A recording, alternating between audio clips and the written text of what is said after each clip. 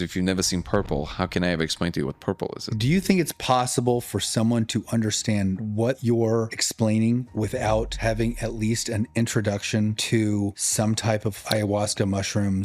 It would be very difficult, but there's a famous thought experiment in philosophy. The example is there's this researcher. Since she was a little kid, she only lived in a black and white room. Yeah. And she grew up to be a researcher who studies color. And she read all the books about colors. She never seen a color, but she read books about colors. Right. So you get the example, right? So then she knows all about wavelength of light and what changes color, but she's never experienced, she's never seen it before. But she's the biggest world expert in how color comes about, or the relationships of colors, all of it. And if she steps outside one day into a colorful world, did she learn something? Yes, she learned everything. Until that moment, she knew nothing. Wow. And that's basically the thing that we're kind of missing. That there is something about the symbolic, which is what learning about the relationships between things, that is informative if you want to create some specific, accurate perturbations of things. You can't just by experiencing things build a rocket. Not going to happen, because there's specificities, there's mathematics, there's ways in which things need to be arranged that is very exact. For that, you need the symbolic. So it has a place. But unless you already knew what all the stuff that is in our world from first-person experience are, like interacting with materials, touching things, feeling, hearing, all of that, you wouldn't be able to do it either. You need to have a baseline of experience with something to understand what it is, to have an intuition of what it is, right? The essence of it. Unless you experience it before, there's nothing I can say to you, because if you've never seen purple, how can I ever explain to you what purple is?